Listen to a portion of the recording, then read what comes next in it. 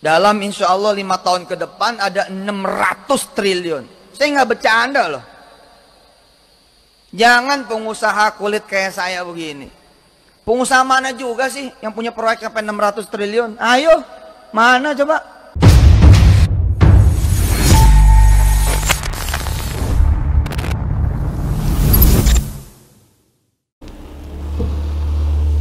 Bismillahirrahmanirrahim. Assalamualaikum warahmatullahi wabarakatuh. Kembali lagi bersama saya Al Walid.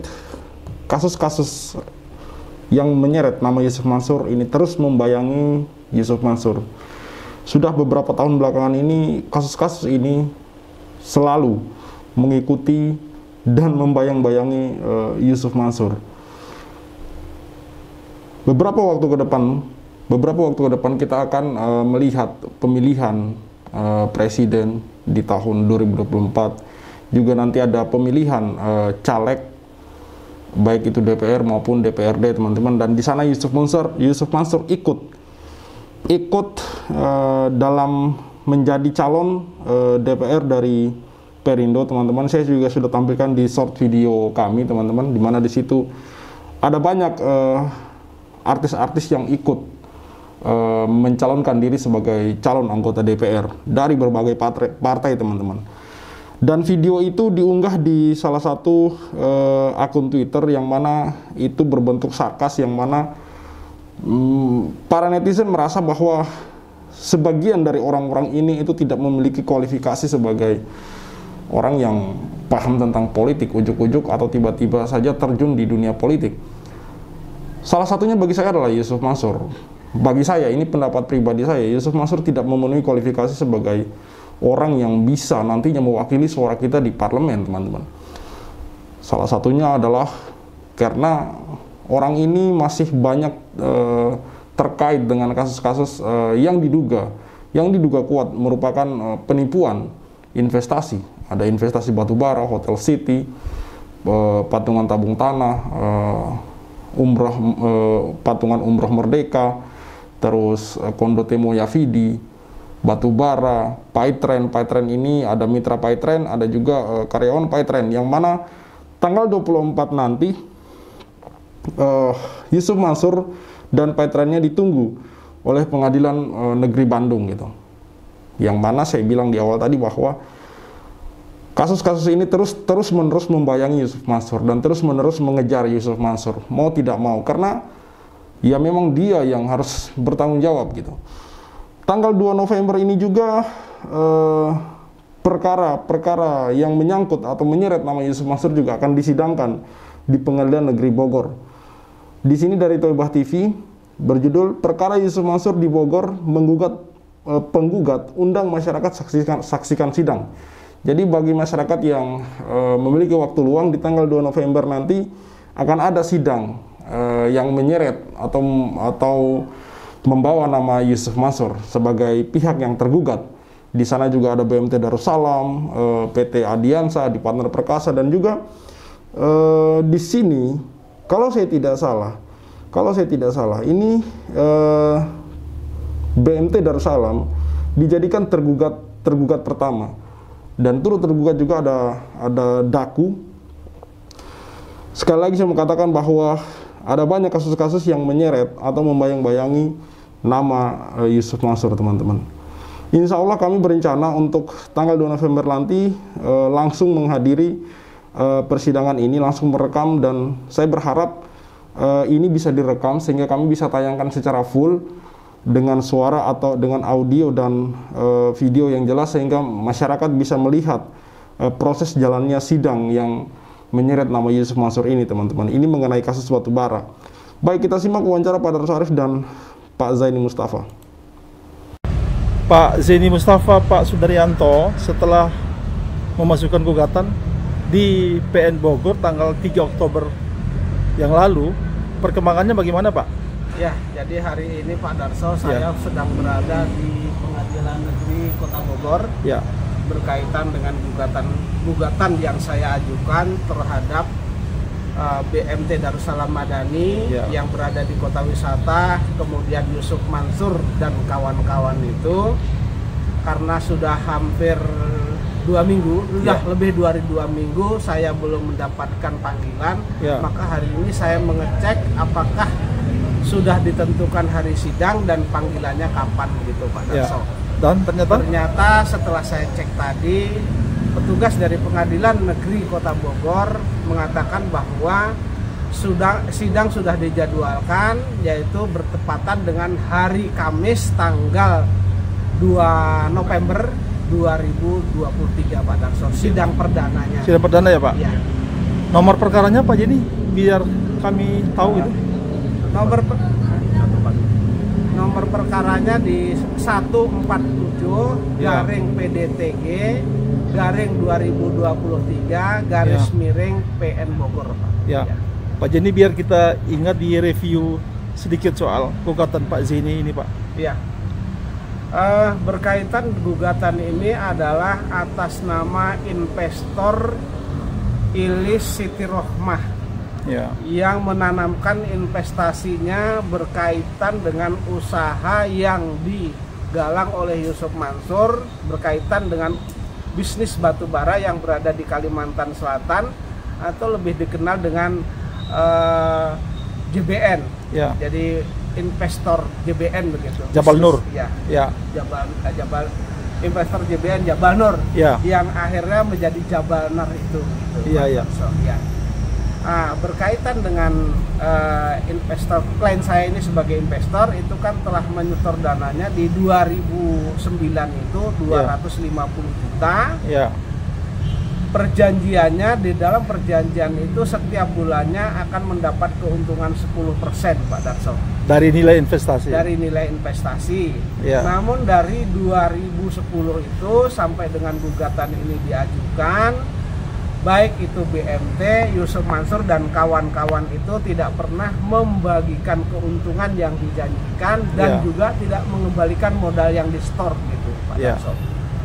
Sehingga berkaitan dengan itu maka klien saya minta kepada saya untuk diwakili atau saya selaku kuasa hukumnya mengajukan gugatan wan prestasi di Pengadilan Negeri Kota Bogor ini sesuai dengan pilihan hukum yang tercantum dalam perjanjian yang dibuat oleh BMT Darussalam dan klien saya begitu. Jadi kali ini memang ada perjanjian ya Pak? Iya betul. Jadi jelas Pak Darso. Jadi arah uangnya investasi itu disetor itu jelas melalui rekening BMT Darussalam, kemudian melalui tergugat Dwi Yuda Andi, itu jelas Pak Darso. Dan nanti akan saya buktikan itu. Pak Jenny, kalau sudah ada jadwal sidang begini, artinya surat panggilan dari pengadilan sudah sampai kepada para pihak ya Pak? Sesuai dengan keterangan yang disampaikan oleh pengadilan tadi bahwa panggilan kepada tergugat dan turut tergugat tergugatnya itu 1 BMT Darussalam Madani yang berada di Kota Wisata, kemudian Yusuf Mansur sebagai tergugat 2, kemudian Adiansah sebagai tergugat 3, kemudian Dwi Yuda Andi sebagai tergugat 4, dan kemudian tergugat 5-nya PT Adi Partner Perkasa, dan turut tergugatnya adalah Pondok Pesantren Darul Quran yang diasuh oleh Yusuf Mansur. Keterangan dari sini relas panggilan sudah sampai dan sudah diterima. Oh gitu ya. Di sini tergugatnya nambah Dwi Yuda ini ya, yang mana menurut keterangan Pak Zaini di video sebelumnya bahwa dia ini adalah orang yang menerima transferan duit gitu. Kalau melihat dari apa yang dikatakan oleh Pak Zaini Mustafa, 10% dari 250 juta ya ini kurang lebih 25 juta ya teman-teman, 25 juta per bulan, yang mana saya hitung dari tahun 2010 saja sampai 2022 itu 12 bulan dikali 12 tahun berarti sekitar 144 bulan dikali 25 juta ya berarti sekitar 3,6 miliar teman-teman. Ini nilai yang seharusnya ibu ini dapatkan gitu. Namun kenyataannya bukan lagi masalah duit yang jadi masalah bagi saya di sini adalah mereka tidak mendapatkan informasi tentang uang yang sudah mereka investasikan gitu, entah sampai di mana usahanya.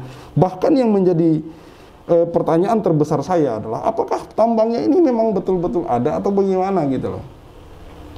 Mengingat bahwa semua investor kalau kata Pak Zaini Mustafa di sini kurang lebih 250 orang itu tidak ya semua dikecewakan teman-teman. Semua dikecewakan. Mereka tidak mendapatkan informasi apa-apa mengenai batu bara ini teman-teman. Sekali lagi saya mengatakan bahwa apakah memang tambang batu bara ini ada atau memang sudah fiktif sejak awal gitu loh. Apakah memang tambang batu bara ini hanya sekedar kata-kata sejak awal, sementara orang para investor ini bukan sekedar kata-kata, mereka memang menyetorkan duitnya di sana.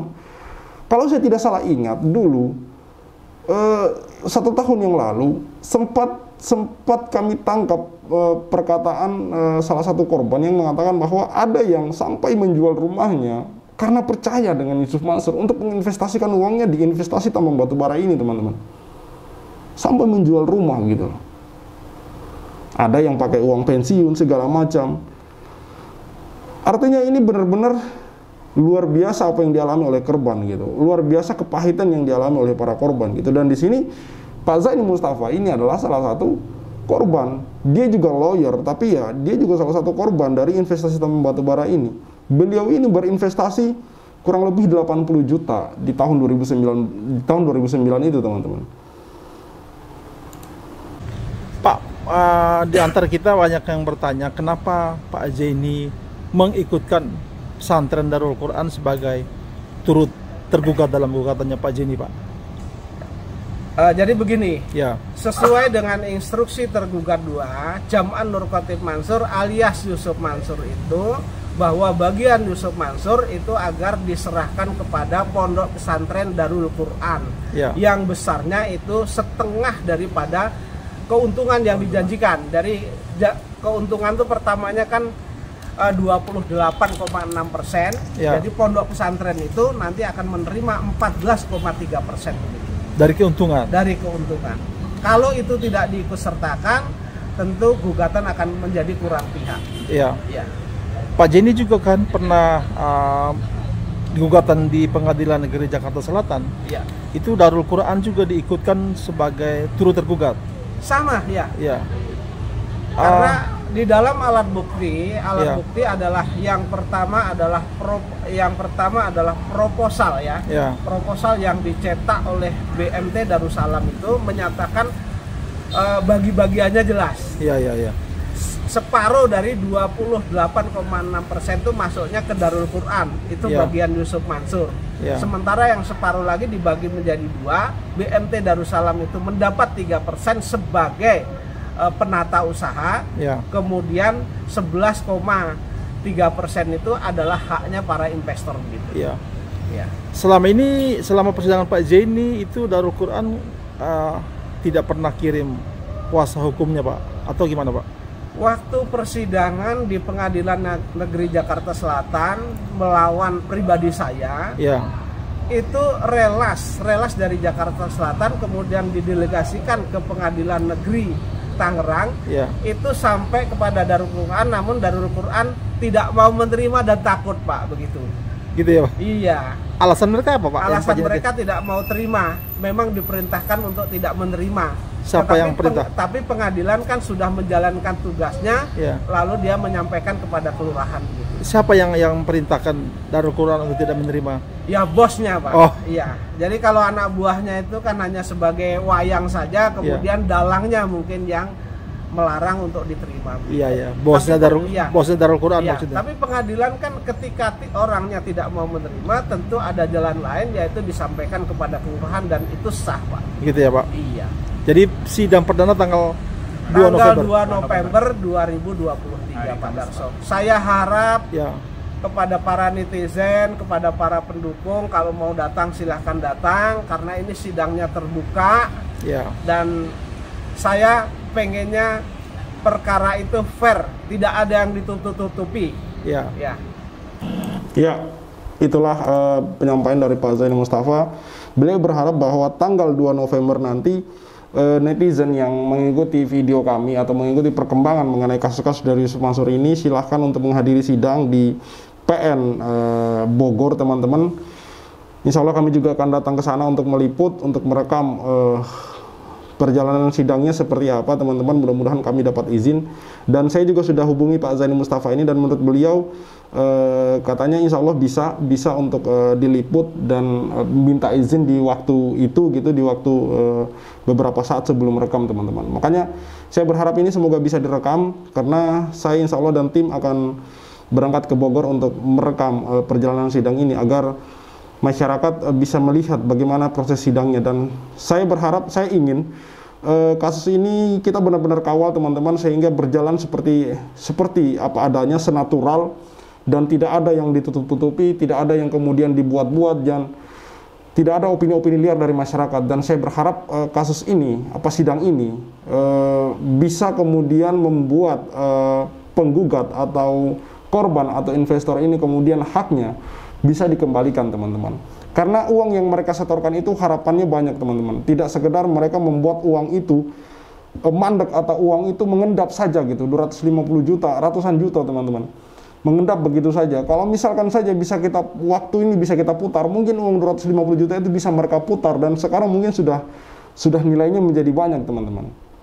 Tapi uang itu kemudian mengendap. Bahkan mereka ini ada yang kemudian bermasalah, yang sampai harus mengembalikan uang-uang dari saudaranya segala macam, karena mereka begitu percaya dirinya mengajak koleganya, saudaranya untuk ikut berinvestasi di investasi tambang batubara ini. Tapi kenyataannya mereka harus menelan pil pahit sebuah kebohongan, teman-teman. Makanya saya bilang, saya yakin ke depan ini Yusuf Mansur akan terus dibayang-bayangi oleh kasus-kasus yang menyeret namanya, teman-teman. Karena ada banyak orang yang kemudian menuntut ganti rugi atas uang-uang, atas harta yang sudah mereka setorkan gitu, atas nama Yusuf Mansur, karena Yusuf Mansur yang berbicara, teman-teman. Sepertinya teman-teman sudah tahu, yang mengikuti channel kami, ada banyak video yang kami tayangkan, video di mana Yusuf Mansur di situ, banyak video dari Yusuf Mansur yang sesumbar mengatakan ini dan itu, teman-teman. Misalkan dari penghasilannya yang ratusan juta, pajak ratusan juta, tentang PayTrend, tentang Hotel City. Dari situ saja, bagi saya pribadi, seharusnya bisa mengambil kesimpulan bahwa yang tertangkap kamera saja, yang terekam kamera saja, banyak pernyataan dari Yusuf Mansur ini yang menjanjikan angin surga, teman-teman. Pantas saja orang-orang yang kemudian hari ini kita lihat, kita kadang bertanya, kenapa mereka begitu percaya? Bagi yang membuat statement seperti itu harusnya melihat video-video Yusuf Mansur, bagaimana dia dengan lancarnya berbicara, bagaimana dengan dia piawainya membuat orang-orang itu tertarik untuk kemudian berinvestasi di bidang-bidang yang dia jalankan, teman-teman. Saya belum menemukan Yusuf Mansur presentasi video tentang batubara ini. Suatu saat insya Allah saya akan temukan gitu. Tapi bukti-bukti yang ditampilkan oleh Pak Zaini Mustafa dan kawan-kawan, saya yakin dan percaya bukti-bukti itu sangat kuat. Saya pernah bertemu langsung dengan Pak Zaini Mustafa di wawancara Pak Suwarto. Kebetulan waktu itu kita merekam langsung. Dan saya berkata kepada Pak Zaini Mustafa, Allah mengirimkan orang yang tepat untuk Yusuf Mansur gitu. Dimana di sini Pak Zaini Mustafa orang yang mengerti hukum, juga sekaligus korban. Saya waktu itu bertanya langsung ke Pak Zaini Mustafa.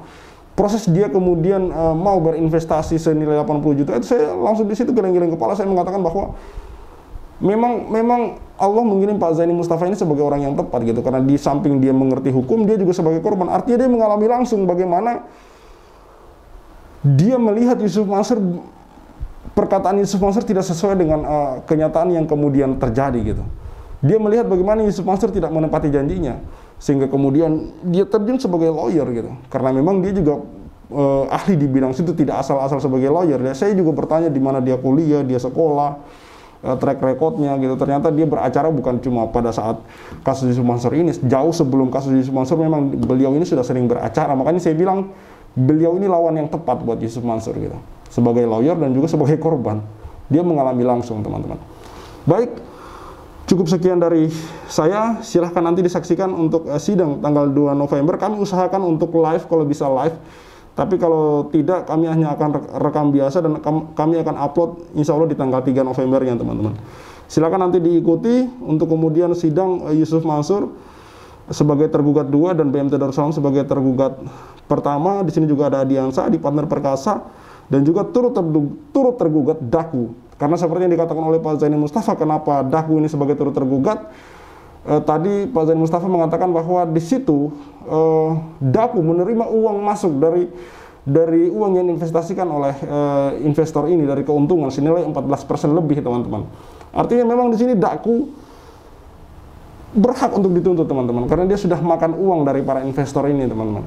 Seperti itu penjelasan dari Pak Zaini Mustafa tadi, teman-teman. Silahkan sekali lagi, tanggal 2 November adalah sidang di PN Bogor untuk korban baru yang baru menggugat selain Pak Zaini, korban tambang batu investasi tambang batu bara yang menyeret nama Yusuf Mansur dan BMT Darussalam. Khalid Al-Walid undur diri.